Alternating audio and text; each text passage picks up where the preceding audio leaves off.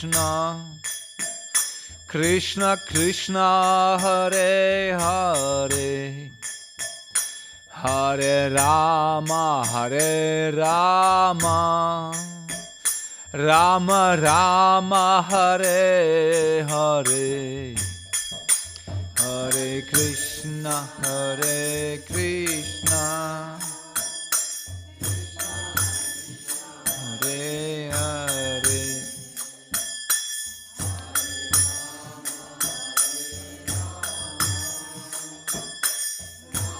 Rama Hare,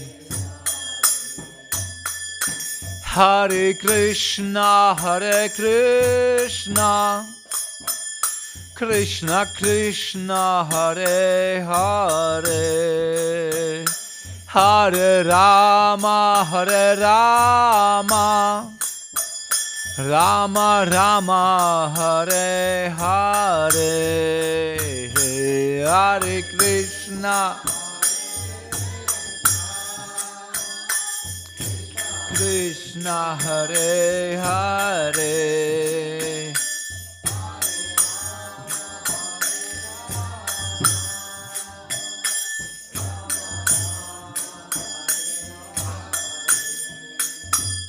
Hare Krishna, Hare Krishna, Krishna Krishna, Hare Hare, Hare Rama, Hare Rama, Rama Rama, Hare Hare, Hare Krishna, Krishna,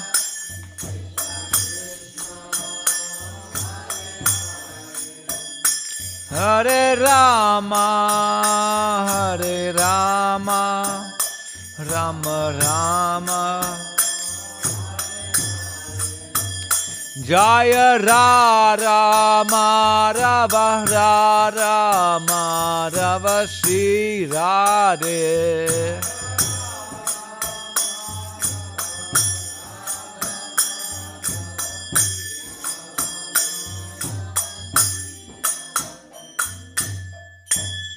Jai Shri Radha Madhava ki Jai, Shri Prahlad Lakshmi Nrsimhadev Bhagavan ki Jai, Srila Prabhupada ki Jai, Nitai Gaur Premanandi Hari Hari Bol. Om Namo Bhagavate Vasudevaya, Om Namo Bhagavate Vasudevaya,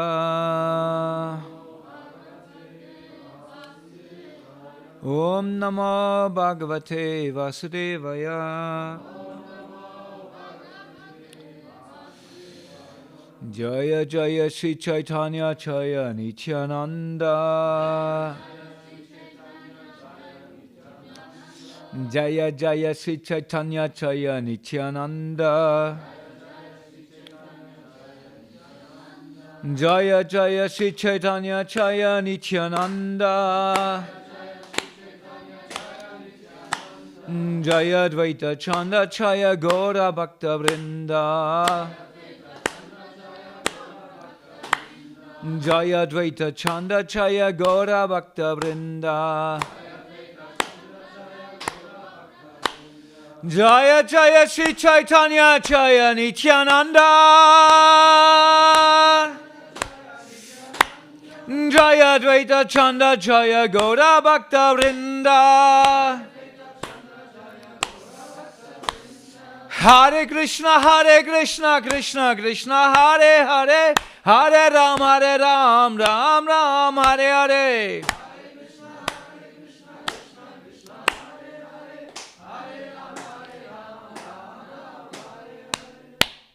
Hare Krishna. So welcome everybody in this very beautiful day, in this beautiful place of Simhachalam, the abode of Shri Shri Prahlad Lakshmi Nrsimhadev, who is the supreme personality worshipped here in this place. And who is Sri Chaitanya Mahaprabhu? Yeah. And in Simhachalam? Huh? he is not a Simhadev. There's many pastimes where Mahaprabhu came in disguise of Nrsingadev, showing his divine power, especially to bring the why Krishna appears. Why does he come? What he says in Bhagavad Gita. Du.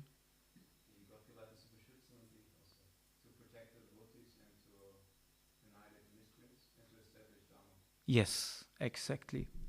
So there are many incidents where he appeared in his form as Narasimhadev, especially to punish the demons and the atheists. Especially one time in the house of Murari Gupta, where he took the form of Narasimhadev.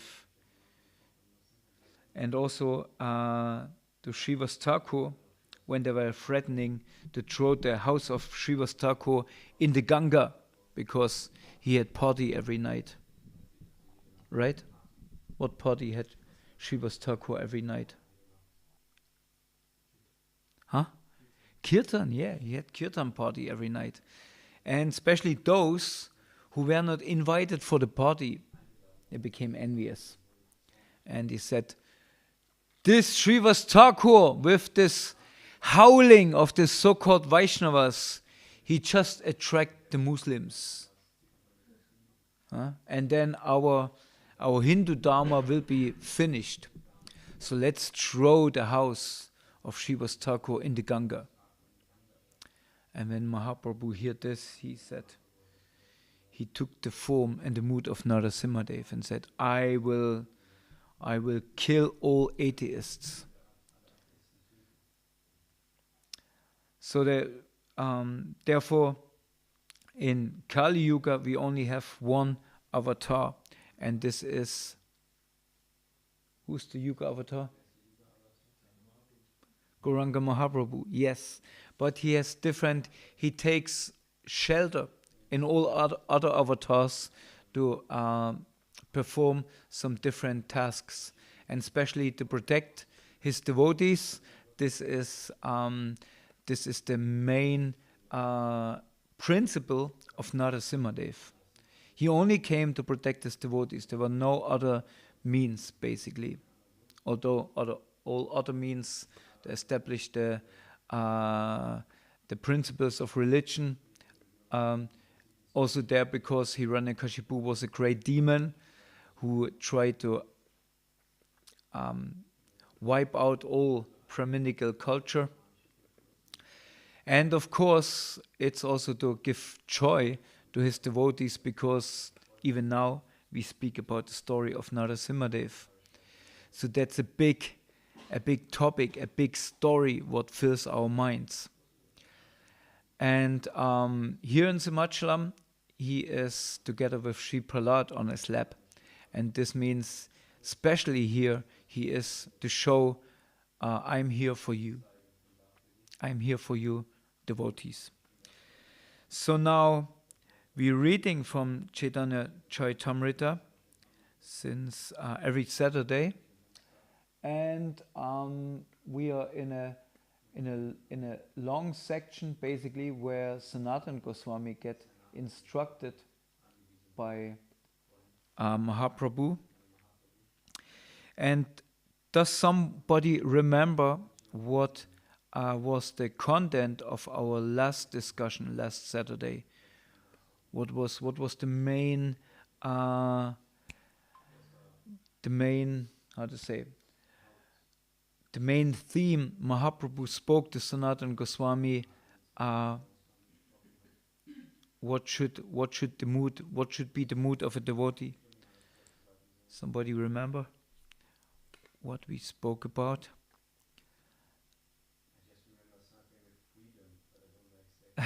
Something with freedom. Yeah, that's we extracted out of it. But just a hint. Mahaprabhu quoted one verse from the Ramayana, Yes.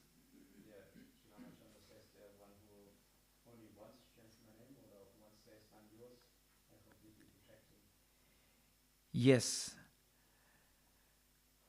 So the verse what Mahaprabhu was quoting is, "It is my vow," and this Lord Ramachandra says, "It is my vow that if one only once seriously surrenders unto me, saying, 'My dear Lord, from this day I am yours,' and prays to me for courage, I shall immediately award courage to that person, and he will always remain safe from that time on."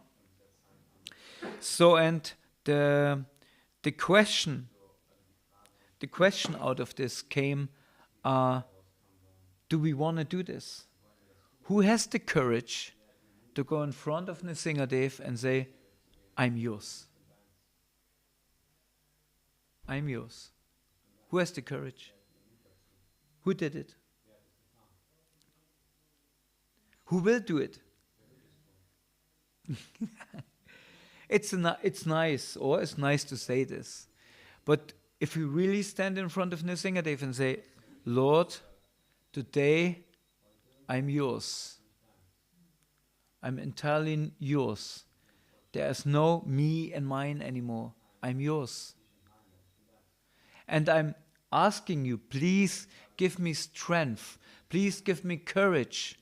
Please give me everything that I can be yours.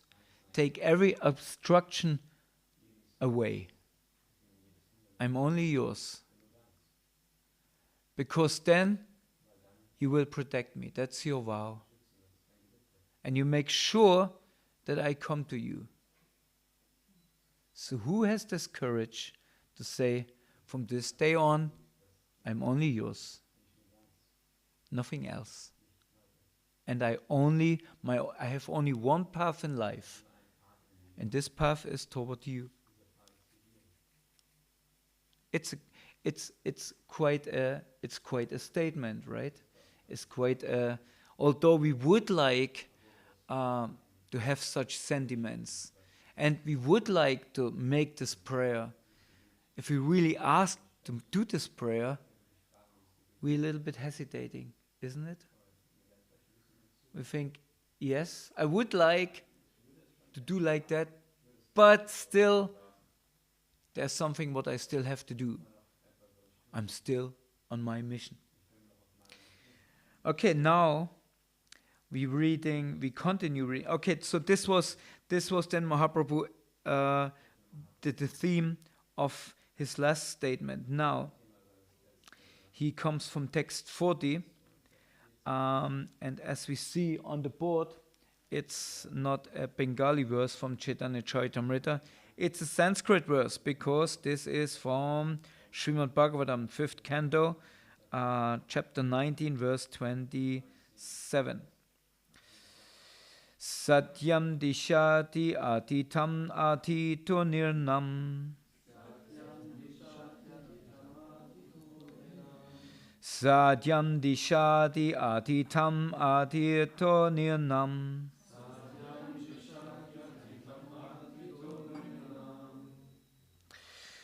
Naiva tado yat puna atitayata.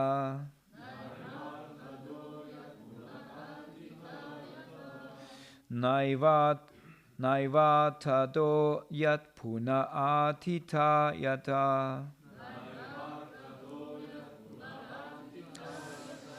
Svayam vidate pachatam anichatam. Svayam vidate pachatam anichatam.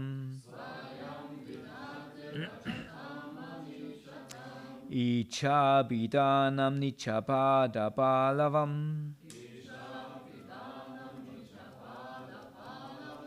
Icha bidanam nichapada palavam. Please chant.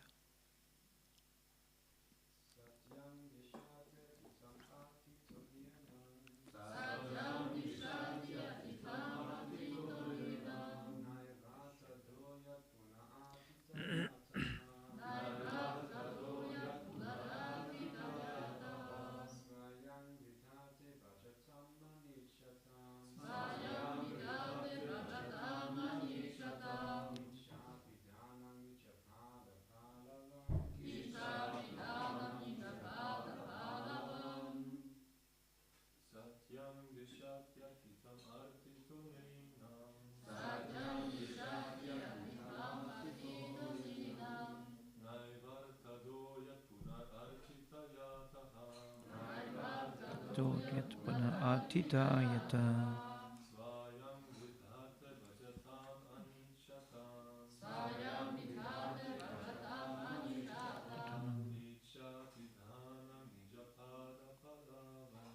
Icha pitani nam nicha palanam.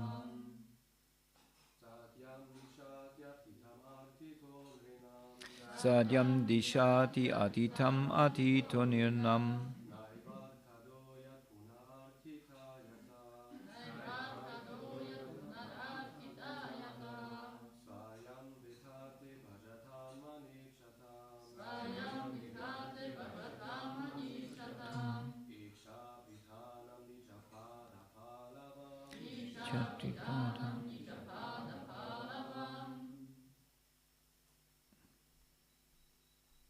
Ladies?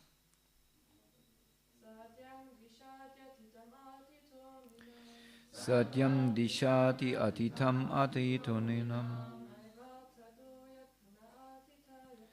Naiva tado yat puna atita yata. Svayam vidate pachatam anicharam. Icha pitanam nichapada palavam.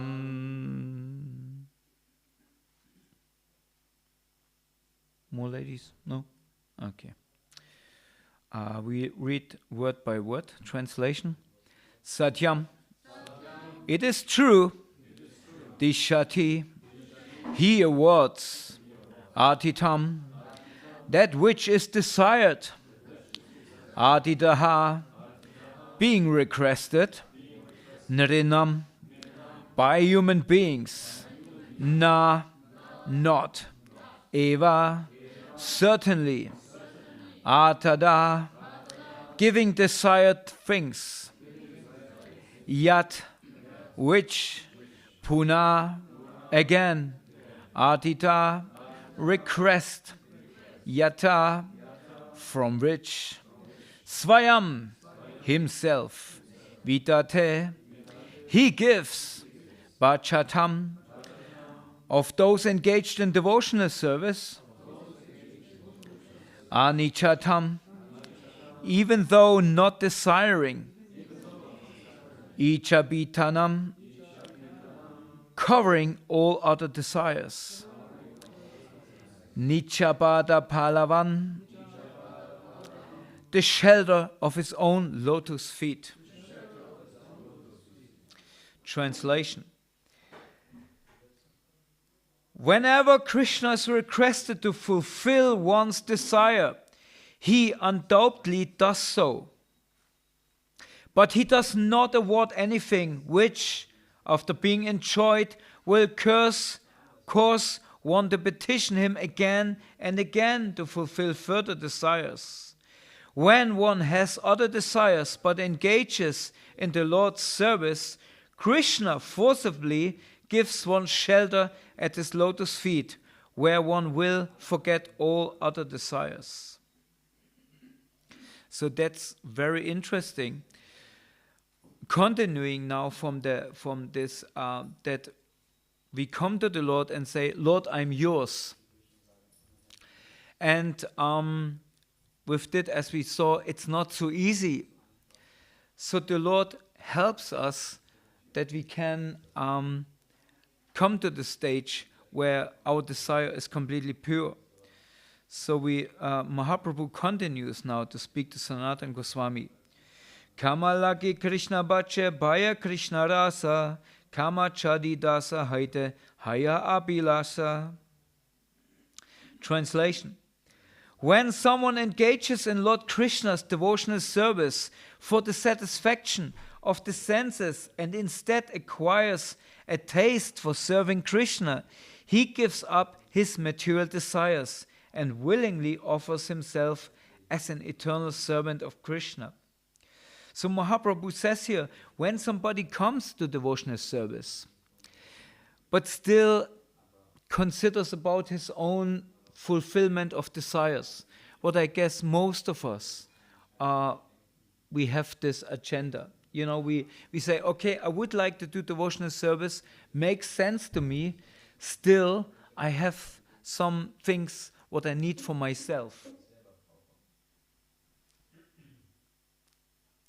Now, Shri Shri Prahlad Lakshmi Shingadev Bhagavan Ki Jai.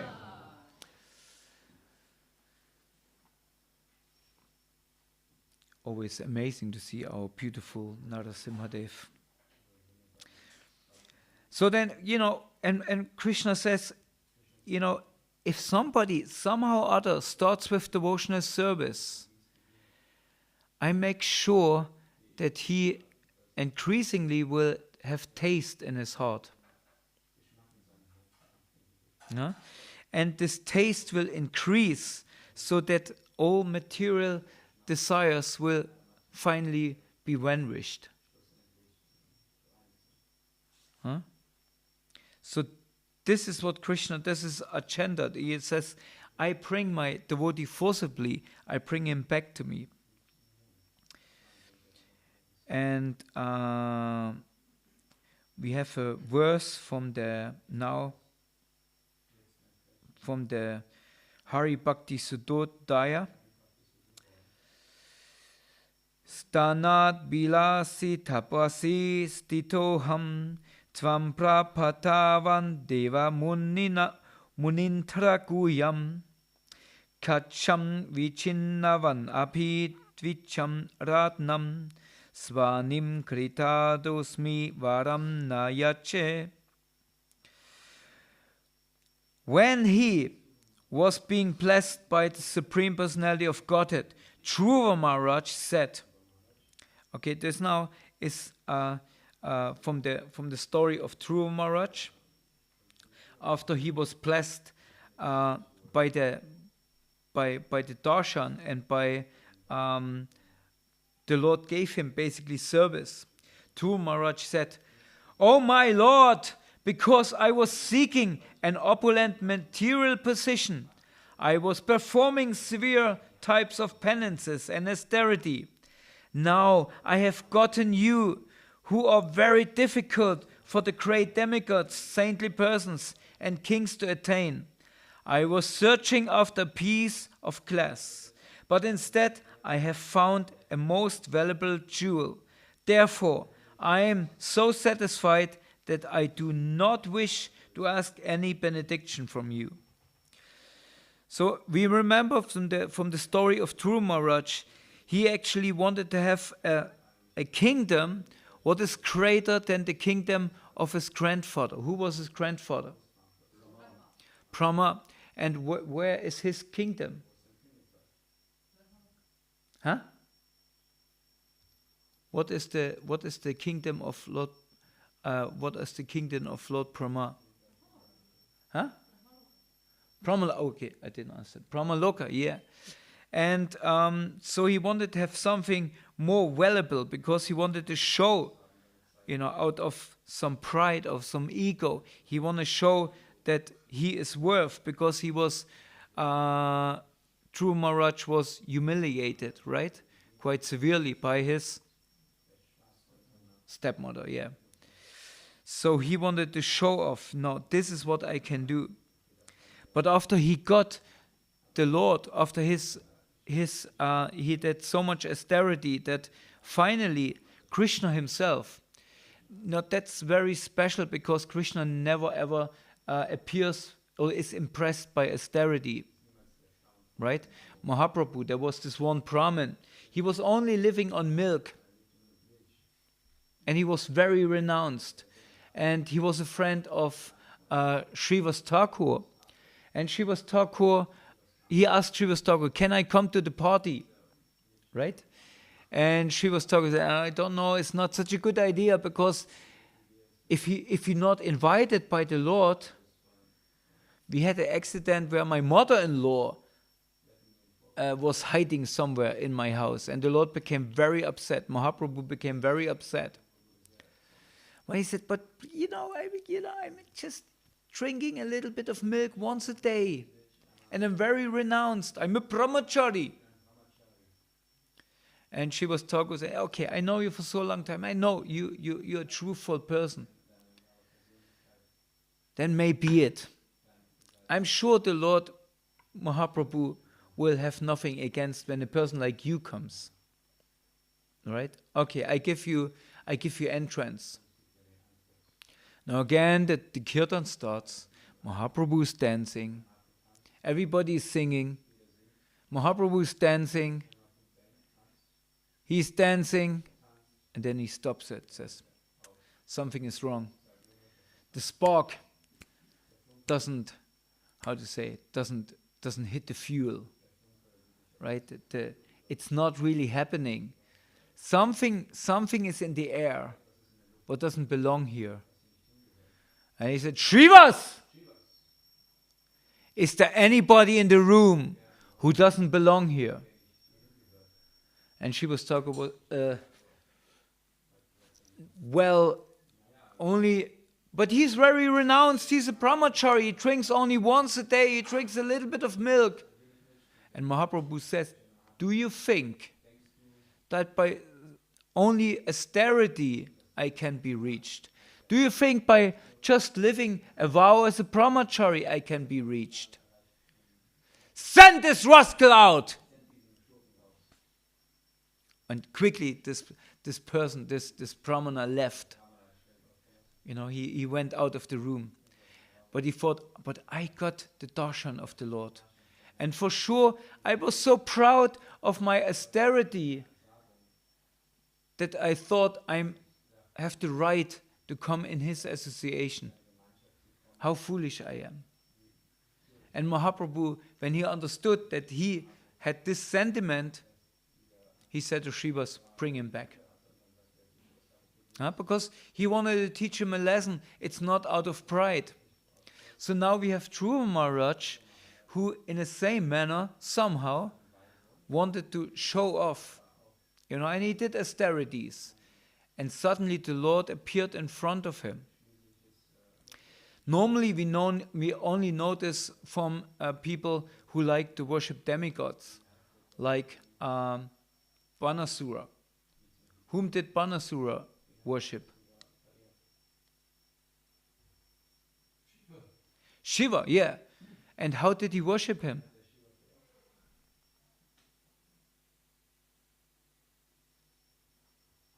Somebody remember the story, famous story from the Krishna book? He gave oblations in the fire, right?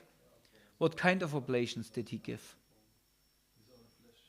He cut off his own flesh with a knife and threw it in the fire. Swaha! We always say this because when you do a fire sacrifice, we will have in the evening, and also actually at 11 we have a little samskara here. When you do offerings, that should be something what is valuable, right? Like previously, the most valuable things, of course, what is very valuable?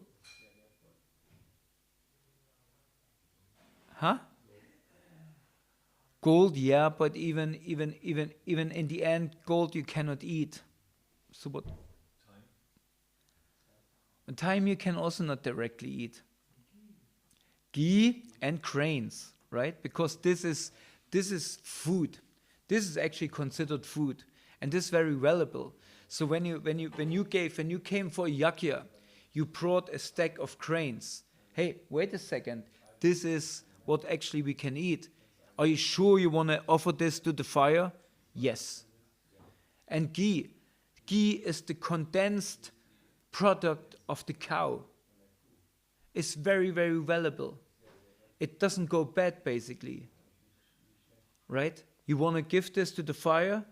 Yes. So compared to nowadays, what we should offer to the fire? Yes. We should offer iPhones, computers, or Swaha, my new iPhone, into the fire, right? My new laptop, my new whatever. Something what is valuable, actually, is worth to make an offering of. So now, Banasura, he thought all these grains, all this ghee is nothing for my Lord Shiva. I offering myself, pieces of my body, flesh. But did Shiva come? No.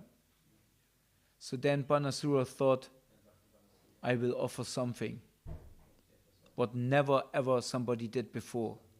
With this knife I will cut off my head and throw it into the fire. And this moment Shiva came and said, oh, this guy is serious, you better come and ask what he wants. Right? So we don't go now in the end of the story. If you like to know what happened, then read Krishna book. But this is something what then the demigods appeared. Now in front of Dhruva Maharaj, Lord Vishnu appeared by himself. But only to purify him, because he knew when Dhruva, this pride, what is still in his heart, when it comes in contact with me, it will be completely purified. So now,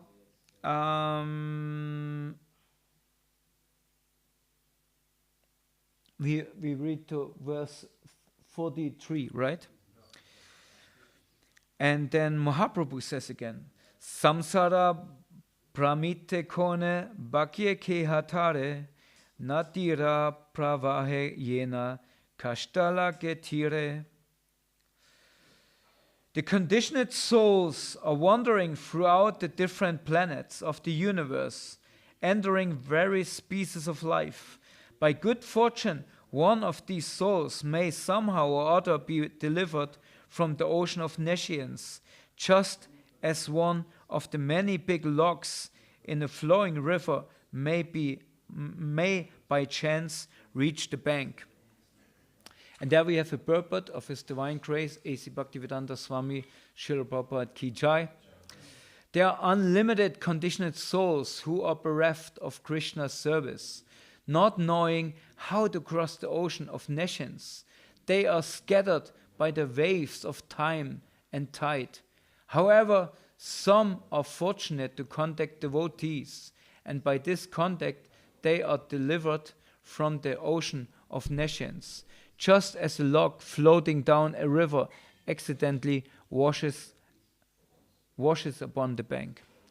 Om Agnanatim Dasya Knanan Chanashlakaya Chakshumitam Yena Tasmisikarve Namaha Sri Caitanya Manopistam Stabidam Yena Bhutale Swayam Rupagadamayam Dadati Swapadantikam Jai Sri Krishna Chaitanya Prabhu Nityananda Sri Advaita Gadada Shivasadi Gaura Bhaktavrinda Hare Krishna Krishna Krishna Hare Hare Hare Rama Rama Rama Hare Hare.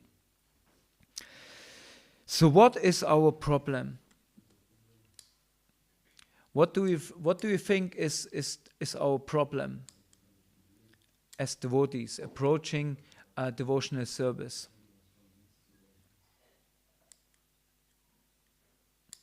Anybody or nobody has problems? I can tell you what's my problem. Oh, Manuel.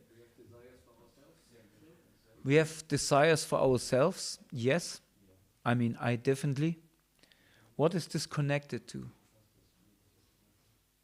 Desires of Subha? Yeah. So we have false pride. What else? With the sorrow. Identification with the body. Yeah. Somebody else? Something? I would say it all cooks down, you're all right, it all cooks down that we are here, we are spiritual souls, but we have a body experience. We are spirits wanting to have a body experience. And that's very, very interesting. Some time ago, we went, my parents living now in Altreichenau, and there was kind of a ferry, Rummel, some kind of happening in the city, in this little village. And they had this auto scooter. Do you all know what is auto scooter? They also call it bouncing car or the bumper car. Right? You know what is? Everybody knows what it is?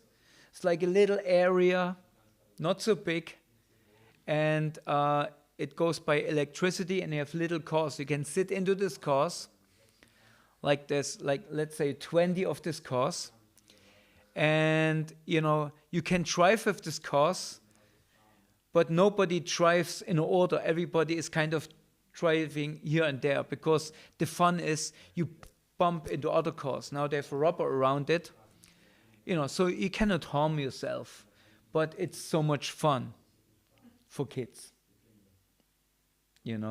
So my boys, and of course they met also some friends from school, so they were very eager to get in this bouncing, in this bumper cars, and driving around, and first of all, driving is like, finally they can drive in the car. Like Murari can imagine, he's like running wild, And they're driving around in these cars, having an experience of driving a car. Now finally, not only daddy can drive a car, they can drive a car. So much fun. Now, I'm standing on the side thinking, what's the big deal? What's the big deal? I drive a car all the time. But the thing is, I'm driving regulated. I drive with rules and regulations. Right? And somewhere on the side stand my grandmother and thinks, what's the big deal anyway? Driving cars. The best is to walk. Right? And so here we are in a bodily experience, and we're very eager to experience this body with all the senses. And especially when we're young, we are very fond of all these senses. They're working right well. They're just blooming. This body is just right there, right? You're young. You can't do anything with it. Let's try it out. Let's have a full body experience. Right? But then somebody comes and tell you, hey, wait a second, this body experience gives you pleasure only to a certain amount. You have to regulate it. And somebody who's even further down the line says, no, it's not at all having a body.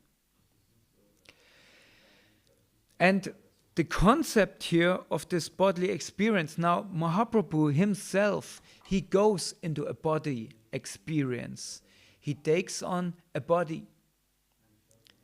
And he takes on a body what is suitable for devotional service. So he takes on a body to kind of show us how to get out of this body experience into a devotional experience.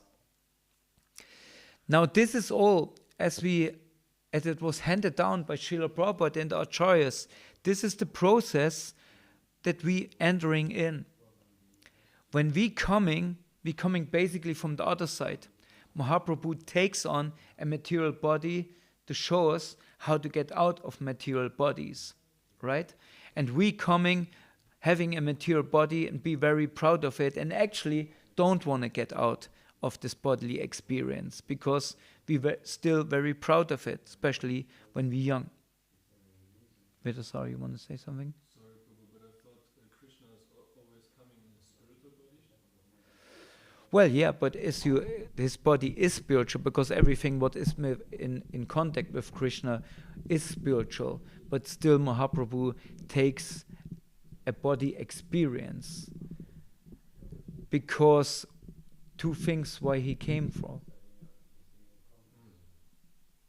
Where he came from? To propagate the Sankirtan movement and the Yuga Dharma, and to experience the love that Radharani is. Yes. So especially to spread the Yucatan, he needed a material body. At least, although it was not completely material, but he entered into a body. Because only this gives us, it's like an actor, or if you write a novel, if you write a roman, you have to establish the main character, the hero. Because this everybody can identify with. Right? When you read a novel, everybody will identify with the hero, with the good guy. Even if you maybe not a good guy. But even the one who is not a good guy, he never will identify with the bad guy. Because actually we all want to be good. We just have different approaches. What is good? Right? So therefore, Mahaprabhu, he took this body that we can somehow or other identify with that personality. And that personality was then is the means who take us out, who show us the way out if we follow that personality. Now coming back to the point, our acharyas and Srila Prabhupada directly for us pointed out the way how we should enter in this process. Now we are here trying to follow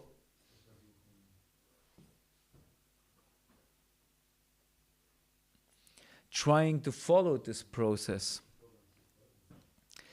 And as we are on the way, we see there may come some difficulties. And these difficulties mostly, they come when devotional service hits our mind and our senses. Especially, first of all, our mind. Right? And because still devotional service, it's the means by which we and this is propagated everywhere. Even Krishna says to Uddhava, he says, "My dear Uddhava, neither through Astanga Yoga, the mystic yoga system to control the senses, nor through impersonal monism, or an analytical study of the absolute truth, nor through study of the Vedas, nor through austerities, charity, or acceptance of sannyas, can one satisfy me as much as by developing unalloyed devotional service unto me." So devotional service is everywhere, it's completely glorified. Because this is then the process where we start to do things not for ourselves but for others. And therefore we entering into this process, being engaged in devotional service. We don't know what's happening. We come to the Sunday feast, or we're getting a book on the street. Let's start like that. We're getting a book on the street. What we be asked in this moment was always the most difficult thing for me always. Charu? Will you take it? Yes. But then, if you want to take it, then? Will you read it? Yes. But even if you take it and want to read it, what you should do? You give a donation.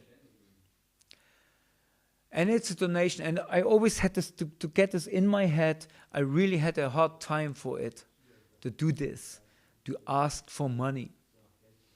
Because it looks so much like the other guy on the street who's selling something, the WWF people, the Amnesty International people, or what kind of people you meet now on the street, Vedasa or Kripa Sindhu. They still out there, WWF? Rote Kreuz, Greenpeace, yeah. You look like one of these people that just after the money of the people. But it's not. We are servants of Radharani. Now, who's Radharani? Which Shakti? Yes, true. What form she takes? Lakshmi Devi, yes. She in this moment, she says, please free me from the hands of this Ravan. Free me out of his pocket. So that's the meditation of the Sankirtan devotee. Hey, I am the servant of the same Radharani who is trapped in the pocket of that mlecha. And if you don't free me, he will, he will prostitute me for eating meat or for buying meat or buying cigarettes and whatever stuff. So please free me. Right? So from this point on, we getting a book is not that we get a book what can make us free. We start to do devotional service by giving Lakshmi back to that place where she belongs, the lotus feet of Lord Krishna. Right? And then we're reading this book, and in this book says you should, basically says you should go to a Hare Krishna temple and do what? Yeah, but the first service we get in the Hare Krishna temple is mostly what? Not, that comes afterwards. Huh? Chanting, yes, this comes also, but even the devotees before. Prasadam, yes, we get prasadam, because the devotees know before he washes pot, love goes through the stomach. Now give him prasadam. When we fed him, he feels obliged. Right? He feels obliged. Now let's put him in the kitchen and let him wash pots.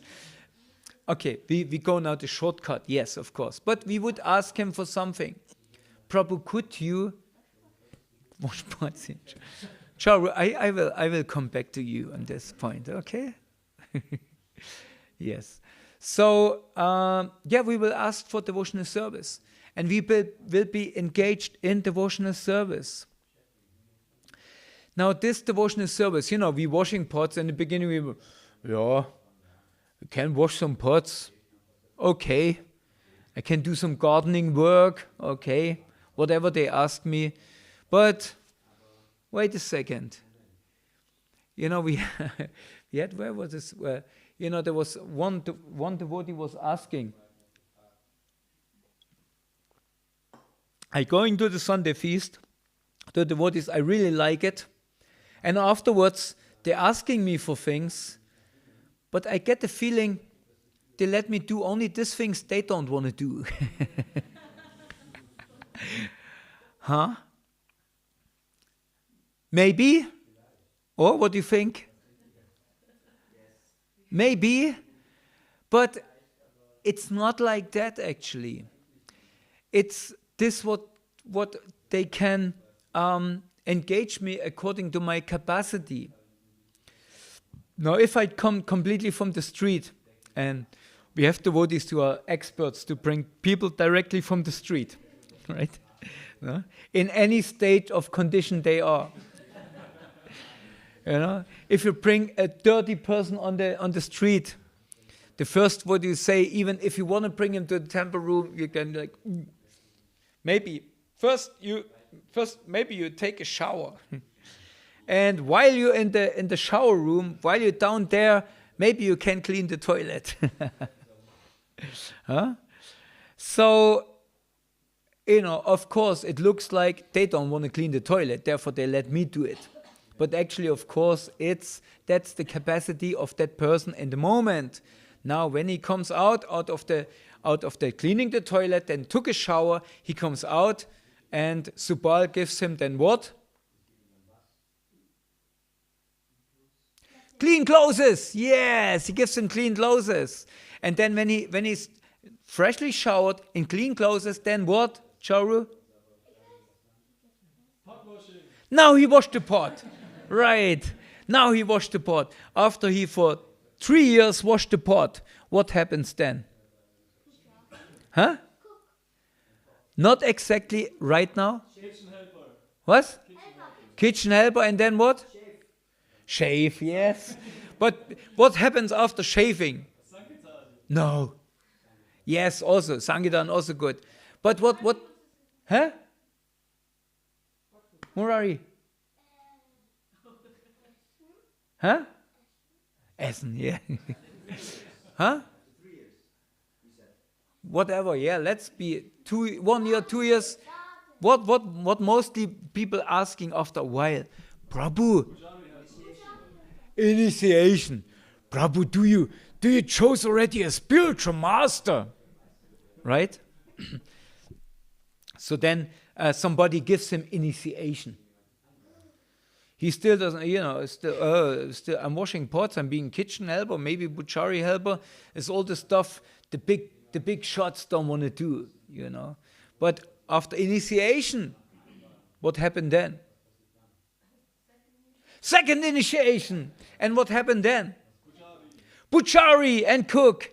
And finally he stands there. He's the butchari, he's the cook, and he tells everybody, you cut vegetables, this and that and this and that. This all this stuff I didn't want to do this years, they're gonna do now. Right? It's not like that. It may look like that, but when you went through this process, yourself, okay, we have to engage the soul according to his capacity in his bodily experience where he is right now. Right? So we get to the temple and we getting purified, and we're going through all the rajas, all the different stages of material existence, all the gunas who engages us. Normally the gunas engages us in our bodily experience. We're tracked by them around. But now we're using the gunas to get us out of this bodily experience.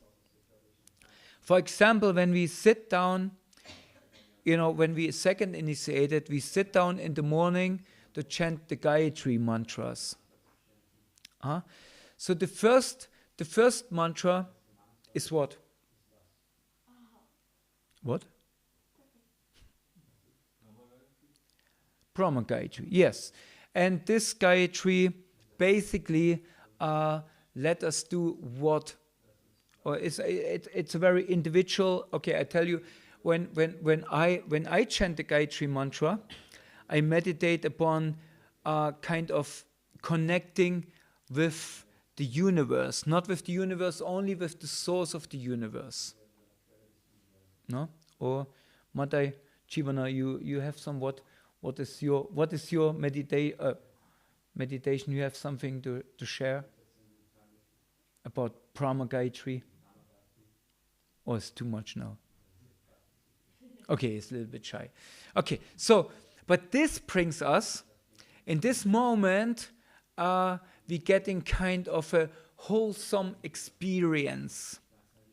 We get a wholesome, if we really connect with the universe, we get a wholesome experience. We know we're part of this universe, and we are spiritual spark in the universe, and we be engaged in the universe, in this, in this whole section. We are part of it.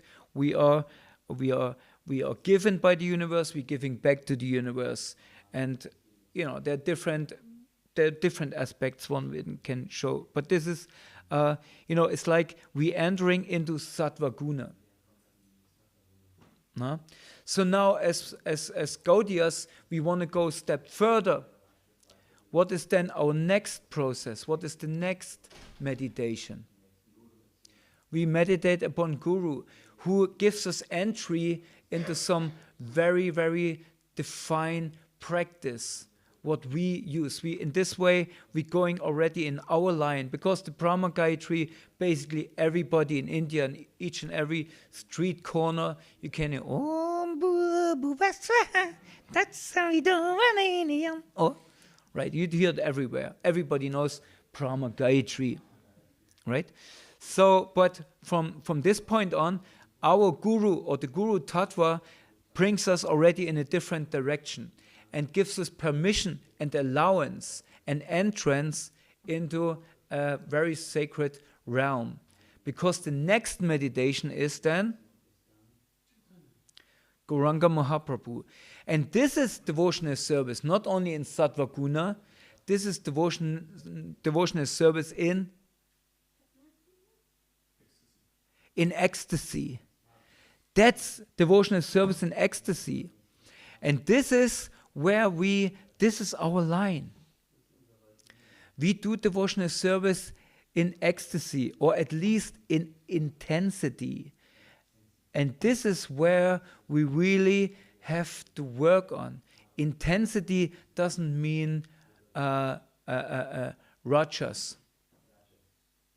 It means I do intense devotional service with each and every fiber in my body.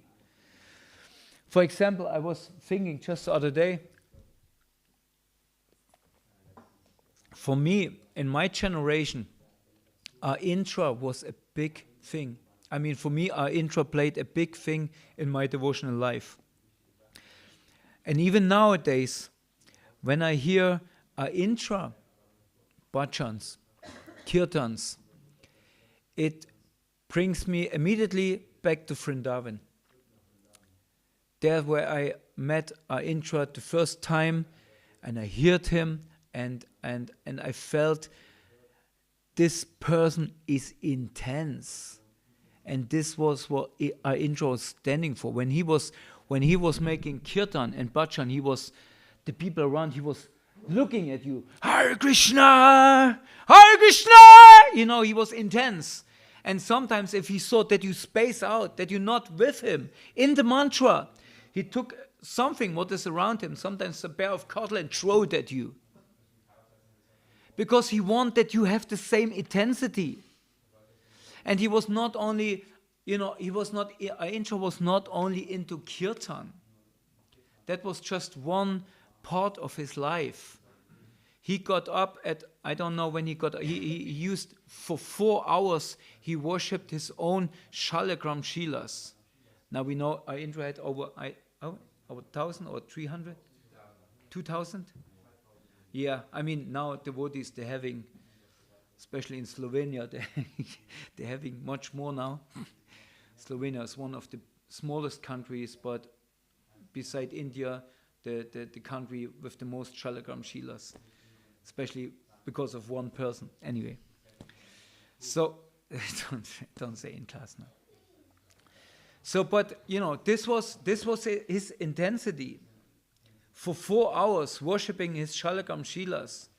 That was his own puja. Nobody taught him. He was not in the seva plan for doing this. We only do devotional service if we put down in the plan, or, I have to know something like that. This was his bhajan. This was his intensity. And when he was finished of it, when he did finish his puja, what did he do? He chanted a lot of rounds. I'm not sure if he every day chanted 64 rounds, but he went to the temple. And there he dressed the deities. Mostly Shyamasundar, Radha Shyamasundar. Right? And he dressed the deities there. And he was expert. So meaning the whole, and then from 4:30 to 6:30, basically the Gaur Arati, mostly every day, our Intra led the kirtan in the temple. And this was intense. And people, when they came in, you could see Indians coming in, the Krishna Balaram. And it's still like that. When our Intra led kirtan, they coming in, and they're standing up, and they're already, they're already dancing, because these are Indians, right? There's a party for them. So you could see everybody in our Intra's life, everybody got somehow or other involved. So he was very, very intense. His bhajan was very intense. And this means that he gave people who came in contact with him an intense experience of Krishna consciousness. And this transformed their lives. This transformed their lives. Same, of course, Srila Prabhupada. I mean, he is the abdomen of intensity, of spiritual life, of devotional service. But this is exactly the thing where we have to make always an change. You know, we're chanting our rounds with intensity. Some are very intense when they chant rounds, or Kripa Sindhu. But it's needed. Because we have to, we have to go in this intensity. No, Krishna, I want to serve you.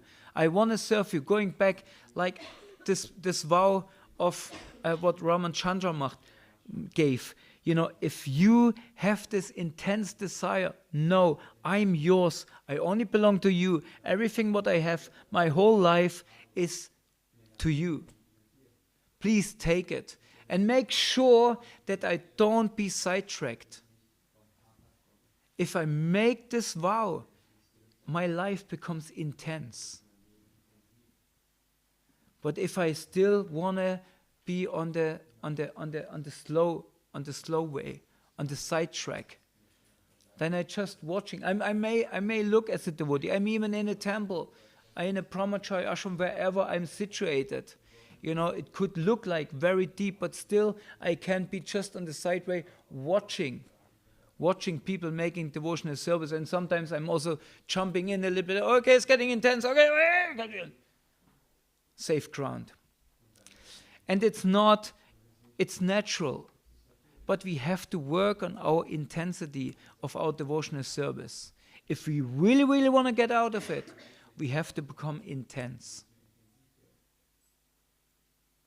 We have to get out more and more of this taking shelter at the sidetrack of, okay, I have to.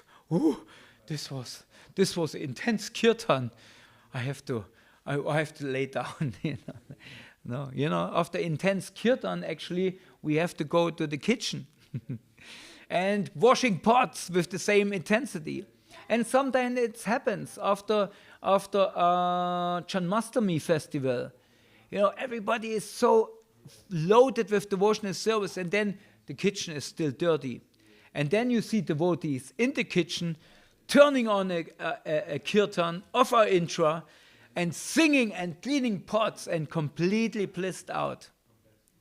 Right? And this is what makes the difference. So this is only what we have to do. Become intense in our devotional service. Being real. Really going in front of Nrsingadev saying, I'm yours. I belong to you. You do with me whatever you like. That's wanted. That's needed. Or we stand in front of Nrsingadev and say, okay, I would like to really surrender completely to you. I would like to belong only to you, but at this moment I can't. I have still things what I have to take care of. But please, can you bring me to this point that I will surrender? Can you bring me to this point? I really would like to become like a pure devotee. Although I'm not there yet. I'm not there yet, but please bring me there. So that's of course a big aim where I'm myself still far away and myself taking many times shelter at the sideline where I watch others doing devotional service. But with your blessings and with your endeavor, it's like in the kirtan sometimes. The kirtan is intense and somebody standing there or try to get out of the room, and then the kirtan party, you want to go away, and everybody goes there and drags him back in. Drags you in the kirtan, and suddenly you're in the middle of the devotees and you never danced before, and suddenly they're all looking at you, Hare Krishna, and you're standing there, what the hell? I want to get out of it. But there's no way out. There's no way out. The only way is the way in. You have to surrender and start to jump into the kirtan, raise your arms, and suddenly you feel it. You feel it. The fire is coming from above in your heart, and it sets you aflame. And then you cannot stop dancing anymore. And you don't know what's happened. It was 20, 30 years ago. Somebody tracked you into the kirtan and you never stopped dancing again. And do it. As my guru always said, do it. Dance as long in the kirtan as your body is young. Dance like mad. There will be a time you cannot dance like mad anymore. Or you dance like mad and the next day you will feel it like mad. So, as long as you're young, dance in kirtan like madman. Eat prasadam like a mad stomach. Fill it up. Take devotional service to the full content. Really, really take it full. There's so many aspects of devotional service who are incredible, blissful. I mean, I never can understand somebody gets second initiation and don't want to go on the altar. That's so, it's a singer Dave here, like nowhere in ISKCON you can have it. There, he is right there, that's God. Hell yeah, he is God. Take the opportunity. How you can miss this. Shalakram Shila Puja, such a mystical experience. To trust the Lord, to feel Him, to feel His body, what to speak, there's so many other aspects. You can cook for the Lord. The mystic, when you really feel Radharani takes over. When devotees eat and say, Prabhu, what did you do? What did you cook here? That's not from this world. And you feel, yeah, I know. It's also not from my hands. And that was really Radharani taking over. There's so many aspects. So please bless me that one day I can become such a devotee and my life is so intense, engaged in devotional service that I can inspire myself, at least. Srila Prabhupada Ki Jai. So I'm sorry, I'm always, there's always coming so many things in mind with Chaitanya Caritamrita, especially when we have so many verses to cover. Are there any questions or hints? Is everybody okay? Go Gita, ask a question. Otherwise, you can ask me the question at home. Okay, quick. You spoke about intensity and a lot of how it would be shown external, but some devotees maybe it's not their mood to be so, here I am, but that intensity can also, and I'm sure it must apply mostly internally. It goes more and more internally because it's a natural thing. And this is Mahaprabhu's mission, is actually going more and more internally. His end of his life was more and more internal. And this is what we have to do, because as the body gets old, as we experience, we cannot cover it with outwardly, sometimes rajas. We have to come more and more in a state where the kirtan is performed not outwardly but inwardly, and where we feel the bliss and the tears pouring inside of us. And as devotees, we more and more going inwardly, and it's also not, because the devotee is also ashamed to show his intensity always to outside, but it will spill outside. It spills outside, and really devotees, they still will see it, they will feel it. And if you come in association, therefore, we should look for the association of pure devotees, because even if they are grave, they still have this inner kirtan going on, and it will spill into our lives. And thank you for this comment. It's not that we become like mad monkeys running around, but each and everybody who comes into our community should feel the intensity of our devotional service, our love to Nrsingadev. And I think many times it happens. Now we had a reporter coming here on 1st of May some lady maybe saw, she walked around with Govinda and myself, and she was immediately, she could feel something is different here, and it's blissful. And they cannot describe it, but they know it's something touching my heart. And this is the intensity of our devotional service. Ananda uploaded a beautiful video. I saw it yesterday, only half because it's got late. But, you could see how, in a hardcore punk show, devotional service is transmitted, Everything is possible. It's the intensity from us. And if we want to touch people's heart, it's not how much we preach, it's not how much logical arguments we have for why Krishna is the supreme and whatever. It's our love, what we developed, and the realization, what is then the result of our love, or that it's, we don't have to make an argument. It's our lifestyle, it's our conviction. It's not that we believe, it's that we know. No, so we're not believers. We don't believe in Krishna. We know Krishna is there. Prabhupada once said in LA when they read Krishna book to Prabhupada, and then Prabhupada said, and even if Krishna is not God, we don't care, because Krishna is so nice. So that's, when you're in love with your husband, he's the most beautiful for you. You don't care if there's anybody else around, because he loves you. And the same for us, we don't want to, arguments, whatever is there, whatever arguments they bring, whatever. We don't let go of Krishna, because we gave our heart to Krishna. And he gave his heart to us. That makes us devotees. And therefore we can't, we intoxicated by Krishna. We cannot give up.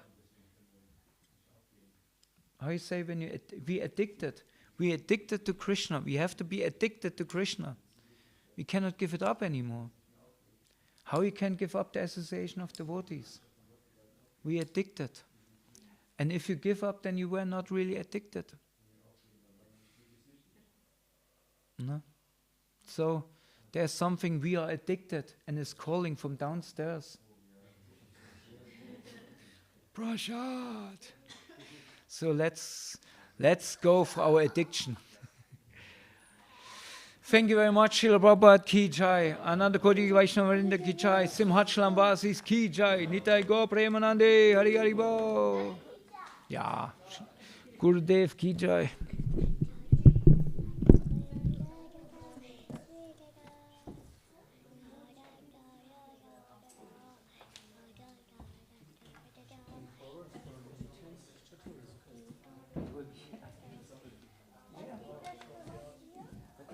That's the point, right?